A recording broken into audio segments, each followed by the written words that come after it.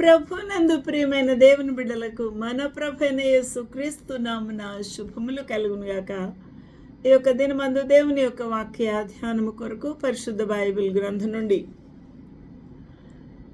కీర్తన గ్రంథంలో కీర్తనలు 24వ అధ్యాయం. ఈ వాక్య ధ్యానము చేయుటకు ప్రభు మనకు సహాయము చేయునుగాక. ప్రభునందు ప్రియమైన వాళ్ళరా, ప్రభు మనల్ని ఎలా సృష్టించాడు, మనము ఎవరి వారము, ఎవరి స్వంతము, మనము ఎవరి బిడ్డలము అని అనుకుంటాము. వీటన్నిటికీ కూడా ఇక్కడ ప్రత్యేకమైన జవాబు ఉంది. మనము ఎప్పుడూ కూడా ఇది నిజమా అన్నట్టుగా ఉన్నది. మానవుని యొక్క కళ్ళు తెరిపిస్తూ ఉన్న దేవుని యొక్క వాక్యము. మానవుడు నేను అంత గొప్పవాడిని అని అనుకుంటాడు. కానీ ఈ వాక్యం ఏమి మాట్లాడుతుంది ఒక్కసారి ఆలోచన చేద్దాము. ప్రభు మనకు సహాయం చేయునుగాక. భూమియు దాని సంపూర్ణతయు. భూమియు అనగా భూమి, దాని సంపూర్ణత అంటే భూమంతా కదా. మళ్ళీ సంపూర్ణత అనే మాటలో అర్థం ఏంటి అంటే భూమి మీద, భూమి లోపల ఉన్న సమస్తము అని అర్థం. అనగా భూమి పైన ఉన్నవి ఏమి? ప్రాణులు, సకల చరాచర జీవులు, ప్రకృతి, పచ్చని ప్రకృతి, నీరు లోపల జలచరాలు, ఆకాశంలో కూర్చున్న పక్షులు, ఇవన్నీ కూడా భూమిలో ఉన్న సంపూర్ణమైన సమస్తమే అవుతుంది. నా ప్రియమైన వాళ్ళరా, ఈ యొక్క అద్భుతమైన సంగతి మనం అర్థం చేసుకున్నప్పుడు లోకమును, దాని నివాసులను, లోకములో లోకం అంటే మట్టి కాదు. లోకం అంటే ఎవరు? మనుషులు. ఆ మనుషులు ఎక్కడ జీవిస్తున్నారు? భూమి మీద జీవిస్తూ ఉన్నారు. మరియు దానిలో ఉన్న ప్రాణులు కూడా, వీరందరూ కూడా యెహోవా దేవుని యొక్క వారే. ఇది విన్నారా? మనం ఏమనుకుంటాము? ఈ ఎకరాలు నాయి, ఆ రివర్ నాది, ఆ చెరువు నాది, ఆ ఇల్లులు, ఆ చెట్లు, తోటలు అన్నీ నాయి, ఆ పండ్లు ఫలాలు మాయి అంటాం.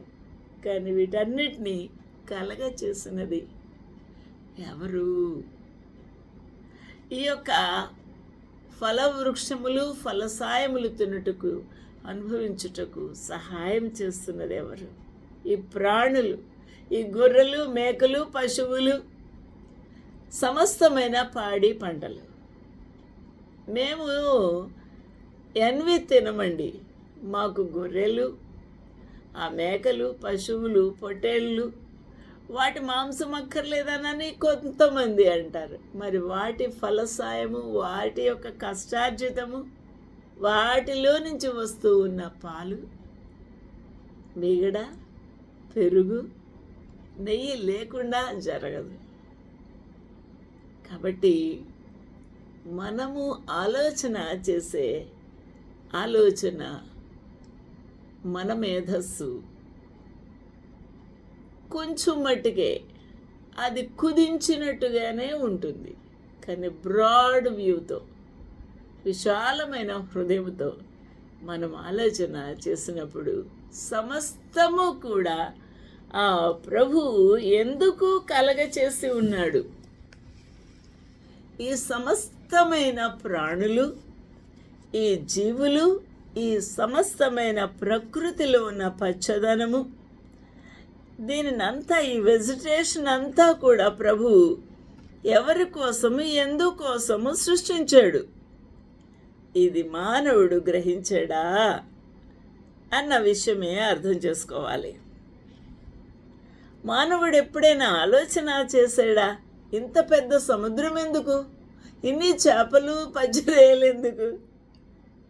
ఇన్ని పిట్టలు పక్షులు ఇవన్నీ కూడా ఎగురుతున్నాయి ఎందుకు? ఇన్ని కూరగాయలు ఎందుకు? ఇన్ని ఆకుకూరలు ఎందుకు అని ఎప్పుడైనా మానవుడు ఆలోచన చేశాడా? ఆలోచన చేద్దాము. మానవుడు ఆలోచన చేసుకున్నది చాలా తక్కువగానే తన వరకే, తన చుట్టూ ఉన్న దాని గురించి ఆలోచిస్తాడు. కానీ మన ప్రభు సర్వ ప్రాణుల గురించి ఆలోచించి ఉన్నాడు. హల్లెలూయా. ఎందుకు ప్రభు ఈ యొక్క సమస్తమైన ప్రాణులను, ప్రకృతిని చేశాడట? ఆదికాండం 1:26 వారు సముద్రపు చేపలను, ఆకాశ పక్షులను, పశువులను, సమస్త భూమి మీద ప్రాకు ప్రతి జంతువును ఏలుదురుగాక అని పలికెను. And God said, let us make man in our image, after our likeness, and let them have dominion over the fish of the sea, over the fowl of the air, and over the cattle, and over all the earth, and over every creeping thing that creepeth upon the earth. To dominion. Let them have dominion over all creatures. ఇది దేవుడు మానవునికి ఇచ్చిన అధికారము, గొప్ప భాగ్యము. కానీ మానవుడు ఏం చేశాడు? దానికి వ్యతిరేక దిశలో ప్రయాణం చేసి ఆ చీమ, దోమ, సమస్తమైన ఆ చిన్న చిన్న సూక్ష్మ క్రిములకు కూడా భయపడేవాడిగా తన్ను తాను చేసుకున్నాడు. దేవుడైతే వారిని ఆశీర్వదించాను. ఏమని ఆశీర్వదించాడు?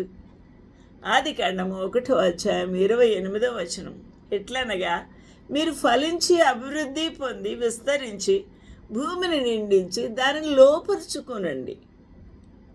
ఆ పులిని, సింహాన్ని, ఎలుగుబంటిని, ఏనుగును, చిరుతల్ని అన్నిటినీ లోపరుచుకోనండి, వాటిని ఏలండి అని ప్రభువు సెలవిచ్చాడు. మీరు పిల్లల్ని కానండి, పిల్లల్ని కానండి, భూమిని నింపండి. మనం ఒక పిల్లకే ఆపరేషన్, 2 పిల్లలకే ఆపరేషన్. ఒక పిల్లనే పెంచలేము, ఒక బాబునే పెంచలేము. ఇది మన యొక్క దుష్ప్రభావముతో చేసుకున్న, దుష్ట ఆలోచనలతో చేసుకున్న స్వయంకృత అపరాధం మూలముగా మనము ఫలించి అభివృద్ధి పొంది భూమిని నింపలేకపోతున్నాము. ఈ సర్వ సృష్టిని లోపరుచుకోలేకపోతూ ఉన్నాము. సముద్రపు చేపలను, ఆకాశ పక్షులను, భూమి మీద ప్రాకు ప్రతి జీవిని ఏలుడని దేవుడు వారితో చెప్పెను. కాబట్టి ఇది దేవుని యొక్క చిత్తము, ఇది దేవుడు మనకిచ్చిన అధికారము. And God blessed them, and God said unto them, be fruitful and multiply, and replenish the earth, and subdue it, and have dominion over the fish of the sea, and over the fowl of the air, and over the everything that moveth upon the earth. This is the case. This is the dominion power which was allotted by God. granted by God. What a wonderful blessing it is. And not only that, దేవుడు ఇదిగో భూమి మీదనున్న విత్తనములిచ్చు ప్రతి చెట్టును విత్తనములిచ్చు వృక్ష ఫలములు గల ప్రతి వృక్షమును మీకు ఇచ్చి ఉన్నాను. మర్రి చెట్టు, పప్పాయ చెట్టు, పనస చెట్టు, మామిడి చెట్టు, డ్రాగన్ ఫ్రూట్, అవకాడ, ఉసిరికాయ, నిమ్మకాయ, ఇవన్నీ కూడా ఎవరి కోసం పుట్టించాడు ప్రభు? నీ కోసం, నీకు ఆహారముగా ఇచ్చి ఉన్నాను. అవి మీకు ఆహారము అగును అనెను.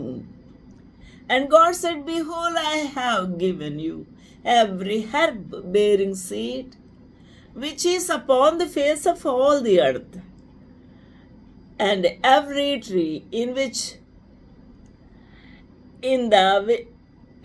is the fruit of tree yielding seed. To you it shall be for your meat. మీకు ఆహారముగా నేను మీకు ఇచ్చి ఉన్నాను. అవి ఆహారము అగును. ఇంకా వెజిటేరియన్, నాన్ వెజిటేరియన్ అని చెప్పాడా ప్రభు? ఇక్కడ ఏమి తినమన్నాడు చూద్దాం. 30వ వచనం, భూమి మీద నుండి జంతువులన్నిటికీ, ఆకాశ పక్షులన్నిటికీ, భూమి మీద ప్రాకు సమస్త జీవులకును పచ్చని చెట్లనియు ఆహారమగునని పలికెను. జంతువులకి, సమస్తమైన పక్షులకు కూడా ఆహారం ఇచ్చి ఉన్నాడు, మనుషులకు ఇచ్చి ఉన్నాడు. ఏది ఎవరికి ఆహారము, ఏమి తిని బ్రతకాలి అనేది ప్రభువు ముందుగానే సిద్ధపరిచి ఉన్నాడు. ఈ విధంగా సమస్తము తాను చేసిన యావత్తు కూడా చూసినప్పుడు అది చాలా మంచిదిగా ఉండెను. ఆ విధంగా ప్రభు 6వ దినమందు సమస్త సృష్టిని చేసి ఉన్నాడు. నా ప్రియమైన వాళ్ళారా, ఇంత గొప్ప దేవుడు, ఇంత గొప్ప దేవుడు తన స్వరూపమందు, తన రూపమందు, తన పోలిక చొప్పున, తన ఊపిరితో మానవుణ్ణి చేసుకున్నాడు. హల్లెలూయా. కాబట్టి ఆయన సముద్రముల మీద దానికి పునాది వేసి ఉన్నాడు. భూమికి, ప్రవాహ జలముల మీద ఆ భూమిని, ఆ మట్టిని, ఆ ఇసుకను, ఆ రాయిని స్థిరపరిచి ఉన్నాడు. కరగదు, కొట్టుకొని భూమి పోవాలి ఎప్పుడు సముద్రముల మధ్య. యెహోవా ఎంతో గొప్ప దేవుడు. హల్లెలూయా. ఇంత గొప్ప దేవుని మనము ఏమి చేయాలి? ఆరాధించాలి, ఘనపరచాలి, ఆ ప్రభువును మహిమపరచాలి, ఆ ప్రభువును కొనియాడాలి, సాగిలపడాలి, నమస్కారము చేయాలి. ఇంత మహిమగల రాజు, ఇంత మహిమగల దేవుడు, ఇంత సైన్యములకు అధిపతి అగు యెహోవా, ఆయన మహిమగల రాజు కదా. అందువల్ల నీ హృదయమును తెరుచుకొని, నీ గుమ్మములు తెరుచుకొని, మీ తలలు పైకెత్తుకొని ప్రభువును స్తుతించాలి. అందువల్ల 9వ వచనములో, కీర్తన 24లో, గుమ్మములారా మీ తలలు పైకెత్తుకొనుడి. Lift up your heads, O ye gates, even lift up them, ye everlasting doors, and the King of glory shall come in. The Lord, the mighty God, is going to come in. He is going to visit us again. ఆయన మరలా రాబోతూ ఉన్నాడు. మహిమగల రాజు మరలా ఈ భూమి మీదకి వచ్చినట్టు మీ తలలు గుమ్మములు ఎత్తుకొనుడి. గుమ్మములారా మీ తలలు పైకెత్తుకొనుడి. పురాతనమైన తలుపులారా మహిమగల రాజు ప్రవేశించున్నట్లు మిమ్మును లేవనెత్తుకొనుడి. మరి ఆ యొక్క తలుపులు తెరుచుకోవడానికి సర్వలోకం సిద్ధమైంది. నీవు సిద్ధమయ్యావా? నీ హృదయం సిద్ధమైందా? నీవింకా ఈ లోకము చుట్టే, ఈ వంట చుట్టే, ఈ సంపాదన చుట్టే, ఈ బంగారము వజ్రాలు వైడూర్యాలు ఐశ్వర్యము చుట్టే దాని సంపాదన కొరకు యాతనలు పడుతూనే ఉంటావా?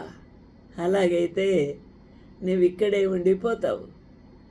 ఆ రాతి కొరకే, వజ్రాల కొరకే, వైడూర్యం కొరకే, బంగారం కొరకే నీవు ఆశ కలిగి నీ మనసు తిప్పుకొని తల తిప్పుకొనిలోగా మట్టి అయిపోతావు. ఉప్పు స్తంభముగా నిలబడిన లోతు భార్య వలె మిగిలిపోతావు. ఆలోచన చేద్దాం. ప్రభు నిన్ను పైకెత్తునట్టు నీ హృదయం తెరుచుకొని ఎదురు చూస్తావా? మీ తలలు పైకెత్తుకొనడి, మీ హృదయము తెరుచుకొని పైకెత్తుకొనడి.